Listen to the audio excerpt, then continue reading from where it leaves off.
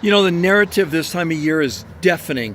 This diet, that diet, keto, paleo, Mediterranean, intermittent fasting, don't eat for 16 hours, eat for 8, alternate day eating every other day. Well, what does the science actually say? Well, here's what's interesting.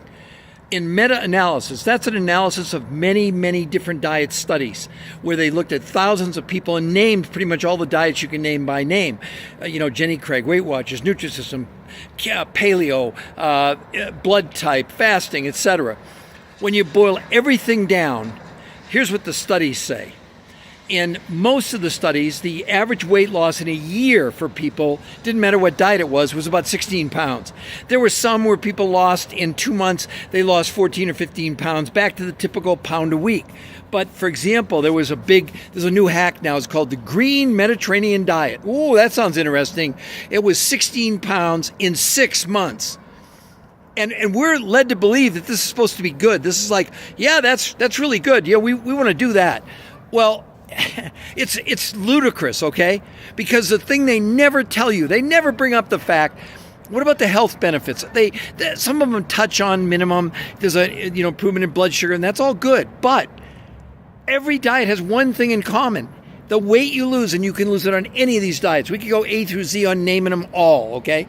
But basically what happens in the long run is that you end up losing lean muscle mass and water. When that happens, it slows down your metabolism. When you slow down your metabolism, you can't burn as many calories. That's why you plateau in a diet, or that's why once the diet is over, you gain all the weight back.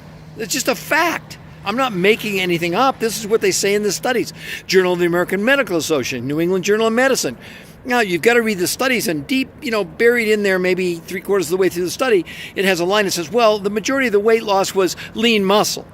And they're still trying to justify that losing 16 pounds in a year is good when there are 2 new real peer-reviewed human trials, the only ones ever done independently on an actual protocol.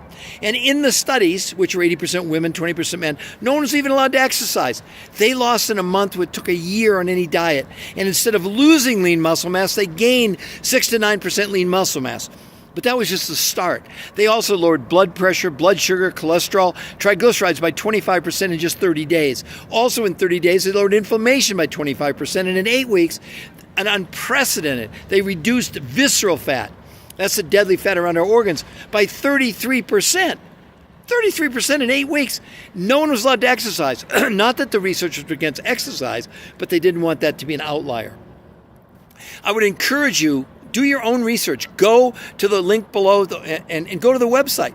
You'll see the results of the studies. You'll see the studies themselves. You'll see an interview with the chief scientist who's been looking for more than 40 years for weight loss. Even before he was an undergraduate, he was looking at this. But for the last 38 years, he's pursued it, vigorously.